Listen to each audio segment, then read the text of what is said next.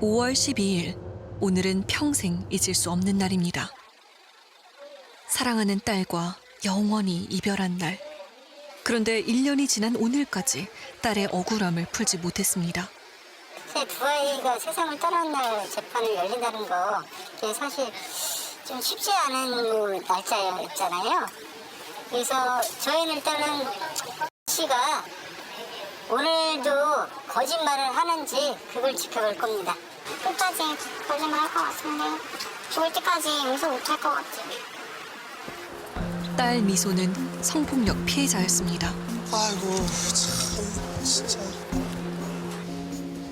15살 아이가 감당하기엔 너무나 끔찍한 일이었습니다. 결국 돌이킬 수 없는 선택을 한 미소. 마지막 순간까지도 가족에게 자신의 아픔을 감췄습니다. 그러니까 미소가 마지막으로 보낸 메시지입니다. 아 같이 저녁 먹자고 했군요. 저 메시지 보낼 때 미소 심정이 어땠을까요? 그게 마지막 카톡일 줄 몰랐던 거죠. 근데 너무 그날 그 마음이 없는데 그렇게 바로 답장을 하는 그 마음이 또 아파요. 그런데 현장에서 발견된 건 미소만이 아니었습니다. 친구 아름이도 함께 숨이 멎어 있었습니다. 사망 당일 SNS에 미소와의 사진을 올린 아름이. 내 마지막은 미소. 대체 왜 둘은 한날 한시 마지막 길을 선택했을까요? 그 전에도 같이 다니긴 했는데 확실히 그 일이 있고 나서 둘이 더 많이 같이 다녔어요. 겨울방학이었던 지난해 1월, 아름이는 미소에게 집에 아무도 없다며 놀러오라고 메시지를 보냈습니다. 당시 아름이는 계부와 둘이 살고 있었는데 그날은 혼자 있다며 미소를 부른 겁니다. 그런데 밤 11시쯤 갑자기 계부 최 씨가 집에 들어왔고 두 아이에게 술을 권했다고 하는데요. 뭐 술을요, 중학생한테? 걔네 아빠가 편의점에 가서 술 사왔어요. 그리고 막 오징어랑 소주랑 양주랑 먹어서 한 2잔 먹었거든요. 근데 그 뒤로 기억 안 나고. 잠이 들었던 미소가 눈을 뜬 건 처음 느껴보는 불쾌한 통증 때문이었습니다. 밀려오는 공포감에 온몸이 굳어버린 미소. 최 씨가 방을 나가자마자 다급하게 친구에게 메시지를 보냈습니다. 아 얼마나 뭐야 무서웠을까요? 이게? 이제 15살인데 딸 친구잖아. 이게 말이 됩니까? 아침에 메시지를 확인한 친구는 처음엔 믿기 어려웠다고 합니다. 내가 그 전날에 술 먹어서 꿈을 꾼 건가 이런 생각 했었어요. 근데 막 그게 계속 생생하게 기억이 난다고 하고 그리고 엄청 막 아팠대요. 이 믿을 수 없는 이야기를 부모님이 알게 된 건 2주가 지난 뒤 미소 친구의 엄마가 전해준 겁니다. 엄마도 막 울면서 언니 이거 어떡하냐고 안 좋은 일 당한 것 같다고 받아들일 수 없고 막 이래서 진짜 너무 당황해가지고 아프고 많이 울었어요. 다음 날 부모님은 아름이의 계부 최 씨를 성폭행 혐의로 고소했습니다. 야, 그런데 최 씨는 모든 혐의를 부인했습니다. 왜요 왜? 미소랑 바닥에서 잤는데 얘가 이제 자면서 토를 까는 거예요. 불이 켜져 있으니까 봤는데 이게 보마로 보이거든요. 거기서 그거를 치워주는 그 휴지로 닦았단 말이에요. 그러면서 이불을 이쪽 저쪽으로 빼고 그렇게 했던 장면이에요. 근데 그거를 이제 추행이라고 하고. 미소는 그날 새벽 최 씨가 자신에게 어떤 짓을 했는지 또렷하게 기억하고 있었습니다. 그리고 증거를 남기듯 친구에게 실시간 메시지를 보냈습니다. 그런데 너무 무서워서 챙기지 못했대요. 중요한 증거가 될 수 있었는데 아쉽네요. 그 휴지는 그 휴지라는 거야. 토항들을 닦았다 일부 못 치운 휴지. 최 씨가 성폭행을 하지 않았다고 주장하는 근거는 또 있었습니다. 아 이게 지금 말이 되나요 이게? 야, 저게 주장을 할 수 있는 건가요? 자기는 문제였다. 차라리 내 발기 유무를 확인해서 내가 발기가 되면 날 죽여달라. 30분 동안 그 얘기만 떠들고 있었던 거예요. 아유, 참. 그런데 최 씨에게 성폭행을 당했다고 한 건 미소만이 아니었습니다. 최 씨의 의붓딸 아름이도 비밀을 털어놓은 적이 있는데요. 뭐라고요? 내가 조심스럽게 너도 혹시 나처럼 당한 적 있었어? 라고 물어봤는데 얘가 잘 기억은 안 나는데 3, 4개월 정도 전에 한 번 그랬었다고 말했다. 아름이의 충격적인 고백을 들은 친구는 또 있었습니다. 자기가 묶여 있었다? 파스 냄새가 났었고 아빠가 나한테 한 것 같다라고 그때 얘기를 했었어요. 여전히 믿기지 않습니다. 학교 수업이 끝나면 집으로 돌아올 것 같은 내 딸 미소. 그대로 놨어요. 만지라고. 내가 좋아했던 거라 해가지고요. 제가 사다 놓은 거죠. 정말 좋아했던 거 먹으면 있다는 거죠. 이게 무슨 일이에요 이게? 그림도 잘 그리고 손재주가 좋아 엄마도 예쁘게 꾸며주던 15살 여종생. 그 예쁜 딸을 왜 지켜주지 못했을까? 부모가 지켜주지 못하는 거에 대한 죄책감? 내가 조금만 더 했으면 했을까? 저희 딸 한 번 이름 얘기만 너무 싫고 오빠도 한번 울고 아이고, 참.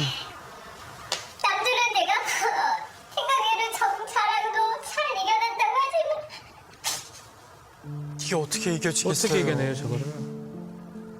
더 안아주지 못한 것도, 그날 일에 대해 자세히 묻지 못한 것도 모든 게 후회스럽습니다. 청천벽력 같은 그상에서 뭐 일단은 그런 마음도 있었지만 일단은 저희가 상처받지 않고 잘 견딜 수 있게 우선이다. 그래서 딸의 얘기를 들은 다음 날 부모님은 최 씨를 고소했습니다. 그런데 3월 10일 체포영장을 발부를 했는데 체포영장도 기각이 됐고요. 키각이요? 그리고 3월 18일 날 구속영장을 청구했는데 그러니까 뭐 일단은 보안수사 그리고 5월 10날부터 영장이 청구가 됐는데 접수 취소라는 표현을 쓰더라고요. 아니 도대체 왜 어떤 이유로 계속 영장이 3번이나 반려 내지는 뭐 접수 취소라는 식의 이런 식으로 돼서 두 아이의 죽음을 막을 수가 없었던 건지. 검찰은 수사 절차상 미비점이 있다며 증거 수집과 진술을 보완하도록 요구했습니다. 저희가 뭐 수사할 때 증거가 부족했는지 여부에 대해서는 그 당시에 저희가 확보할 수 있는 증거는 확보를 한 거고요. 피해자가 피해 사실을 진술을 하지 않았기 때문에 함의 입증하는데 어려움이 있었던 사건입니다.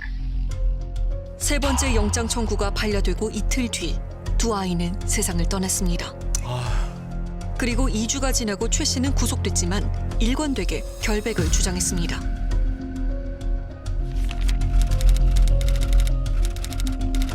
아 지금 뭐라는 겁니까 세상 지금? 떠나는 애한테 물어보라는 게 말이 됩니까? 대체 무엇이 진실을 가리고 있는 걸까? 미소와 아름이가 말하지 못하고 떠난 진실은 무엇일까? 어쩌면 그 해답이 들어있을지도 모를 미소의 휴대폰. 그런데 아무것도 볼 수가 없었습니다. 새로 시비를 사준 게 패턴 그 비밀번호를 몰라서 코리아나 구글하고 그 카카오에도 아니 우리 딸 그거 알고 싶어서 하니 이것 좀 우리 좀 저기 공개 좀 해달라. 저희가 민사 소송도 냈던 건데 다들 안 된다 안 된다. 딸을 억울하게 보낸 부모님은 최 씨의 죄를 묻기 위해 증거를 직접 찾아 나섰습니다. 아, 저게 어떤 마음일까요? 미소가 친구들과 나눴던 이야기, 주고받은 메시지를 모두 모았습니다. 성폭행을 당했던 순간 친구에게 보낸 메시지도 미소가 떠나고 3개월 뒤에야 보게 된 겁니다. 가슴이 찢어졌을 것 같아요. 지난 1년 동안 진실의 조각을 맞춰본 결과는 끔찍했습니다. 나중에 알고 보니 세부를 피해를 당했어요. 한번 들어갔다가 이렇게 더듬다가 나갔다가 한 번 또 성범죄 저지르고 또 아, 진짜. 이거는 그런 얘기를 일단 솔직히 이거 부모한테 어떻게 얘기합니까? 얼마나 무섭겠어요. 이거 정말 아니죠, 진짜로. 아니 이거 봤을 때 부모님 마음이 사건이 발생하기 전 미소와 아름이가 나눈 대화에서도 이상한 점을 발견했습니다. 성폭행이 있기 보름 전부터 최 씨가 미소를 부르라고 했던 겁니다. 1월 2일부터 뭐 찝어서 아빠가 너랑 너 술 마시고 올해까지 지칭했기 때문에 그리고 범행 당시 미소의 이름을 거듭해서 불렀던 최 씨. 누군지 정확히 알고 범행을 저지른 거네요. 더 충격적인 일은 성폭행이 있고 난 5일 뒤 최 씨가 미소를 또다시 찾았다는 겁니다. 아니, 또 찾았다고요? 미친 거 아니에요 진짜? 불렀다는 그 자체는 소름 쫙 끼치잖아 사실. 미친 거지. 정상 아닌 거지. 정상 아니까 그런 짓 하지. 죽이고 싶다 진짜. 때려 죽여도 하면 안 되고 진짜. 최 씨가 딸의 친구인 미소를 지속적으로 찾은 이유는 무엇일까? 지정을 했어요. 누구를 데려오라고. 그러니까 이미 그 전에 뭐 이렇게 마주치거나 알거나 이런 상황에서 성욕을 느끼는 대상을 아이를 통해서 데려오라고 한 것이죠. 처음부터 성폭력에 대한 어떤 의도가 있었고. 그렇다면 왜 술과 담배를 제공을 했을까라는 점이죠. 술을 마심으로써 저항할 수 없는 상태로 만들어 놓고 강간을 시도하는 분명히 어떤 의도를 가지고 한 행동이다라고 우리가 판단하지 않을 수가 없는 거죠. 15살 여중생이 감당하기엔 너무나 버거웠습니다. 수없이 밀려오는 공포에 떨었고 오롯이 혼자 감당해야 했습니다. 길바닥에 지나가는 아저씨 있으면 아빠인 줄 알고 쫄고 꿈에서 내가 이랑 놀고 있는데 이 X가 나보고 나는 안녕 이래서 소름 돋아서 그 자리에서 펑펑 울었어. 아름이의 계부에게 성폭행당한 사실을 숨겨왔던 미소는 한 달이 지났을 무렵 아름이에게 털어놨습니다. 그리고 아름이의 비밀도 들을 수 있었습니다. 아이가 잘 기억은 안 나는데 3, 4개월 정도 전에 한 번 그랬었다고 말했다. 어떻게 당했는지 물어보니까 얼굴에 파스를 붙이고 팔이랑 다리를 밧줄로 묶고 당했다. 아이고. 나처럼 성기에 크림도 발랐던 기억이 난다고 말했다. 진짜 끔찍하네요. 크림이라니. 최 씨가 사용했다는 크림에 대해서는 미소도 진술한 적이 있었는데요. 다 쓴 핸드크림 짤 때 나는 소리처럼 막 그런 뿌지직 소리 나면서 뭘 발랐어요. 미소와 아름이 두 아이를 성폭행할 때 윤활제를 사용했다는 최 씨. 최 씨의 이런 행동은 어떻게 이해할 수 있을까요? 이거는 경험이 아주 많은 경우에 이런 크림을 준비할 수가 있는 거다라는 생각을 했거든요. 그러니까 상대가 아주 취약한 어린 아이들이었을 경우에는 아마 크림을 준비하지 않았을까? 이런 생각을 할 수 있습니다. 아름이는 계부에게 당한 성폭행에 대해 정신과 상담을 받은 적도 있었습니다. 미소가 병원을 소개해줬다고 해요. 2개월 전에 아버지가 성폭행을 했어요. 지금도 아버지가 화장실로 가면 무서워서 이불로 끌어안고 자고 있었어요. 작년 말쯤에는 내가 이불을 차고 자는데 화장실 옆에 내 방이 있는데 내 배와 가슴을 만졌다. 그런데 이후 아름이는 말을 바꿨습니다. 계부한테 당한 꿈을 꾼 거라고요? 이상하지 않습니까? 아름이가 말을 바꾼 이유는 무엇이었을까? 그 꿈이야라고 보낸 거를 캡처를 떠서 이걸 줘요. 그 캡처 사진을 다시 병원에서 사무실에 줘요. 최 씨의 휴대폰을 디지털 포렌식한 결과 삭제된 메시지들이 발견됐는데요. 의붓딸 아름이에게 미소에 대해 알아보라고 시킨 내용들이었습니다. 녹음하라고까지 시켰네요. 아주 철두철미하게 그 상대로부터 조종을 당하는 그런 모습이라는 거죠. 근데 그러한 그 과정이 그대로 녹여 있는 증거 자료들을 삭제를 했다라고 하는 것은 그 자료가 경찰에 의해서 만약에 확인된다면 자기가 자기 의붓딸을 조종해서 상황을 왜곡, 조작을 하려는 시도했다는 것이 드러날 수 있다는 것을 결국 두려워했다라고 볼 수밖에 없는 것이죠. 아름이의 갈등은 얼마나 깊었을까? 아름이가 진실을 밝힐 마지막 기회가 있었습니다. 극단적인 선택을 하기 2주 전 친모와 함께 해바라기 센터를 찾은 겁니다. 그러니까 성폭력 피해 상담을 하러 갔었던 거죠. 얘기를 했네요. 그런데 친모 박 씨가 갑자기 아름이의 말을 가로막았습니다. 무슨 말이에요? 아니 왜 친모가 아니라고 하죠? 이해가 아니 딸이 당했으면 분노를 해야죠 지금. 더 화를 내야 되는데 어떻게 저래요? 결국 상담을 중단하고 딸을 데리고 나가버린 친모. 밖에는 계부 최 씨가 기다리고 있었습니다. 해바라기 센터 가셨을 때 그날 하고 같이 갔잖아요. 예, 제가 물었어요. 너 진짜 지금이라도 나한테 다 털어놔라. 하고 죗값을 치러라. 네가 죄를 졌으면 내 죽어도 아니라는 거예요. 아니 지금 최 씨 말을 믿는 거네요. 친모 박 씨는 해바라기 센터에서 왜 아름이의 입을 막았던 걸까? 친모를 찾아갔습니다. 님 댁 아닌가요? 안녕하세요. 저희 MBC 실화탐사대라는 프로그램에서 나왔는데요. 갑자기 말이 없어지네요. 어머님 맞으시죠? 말이 없어요. 결국 아름이 친모에겐 어떤 말도 들을 수 없었습니다. 자신의 상처는 숨기고 친구의 아픔을 지켜봐야 했던 아름이. 기댈 곳 하나 없던 15살 여중생이 견뎌야 했던 고통의 무게는 얼마나 컸을까요? 자기가 우울하고 힘들다 그런 얘기 많이 했었어요. 이쪽 손목에다가 맨날 이렇게 그어져 있었어요. 하고서 자기가 자의했다고 말해요. 그런데 아름이가 자신의 몸에 상처를 낸 날은 공통점이 있었습니다. 미소를 만나고 온 날이었습니다. 이런 식으로 피해를 줬던 그 계부를 처벌받게 하고 싶지만 계부의 지시를 따라서 그 아이에 대해서 녹음을 하거나 지시를 받거나 하는 이런 행동들, 자신의 의지에 반하는 행동이라는 말이에요. 그러니까 그 친구를 만나고 온 바로 그 직후에는 집에 들어와서 자기를 처벌하는 거예요. 서로의 아픔을 알고 나서 만남이 잦았던 미소와 아름이.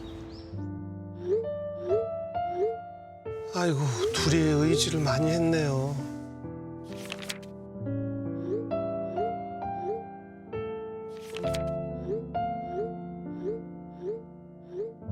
그 순간에도 지금 부모님 걱정을 또 하고 있잖아요 지금. 너무도 짧은 생이었습니다. 삶을 채 피워보지도 못하고 떠난 15살 내 딸 미소.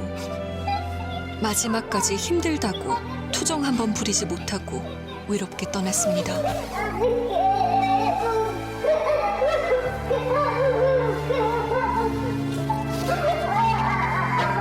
끝내 가해자의 처벌을 보지 못한 채 눈을 감았습니다.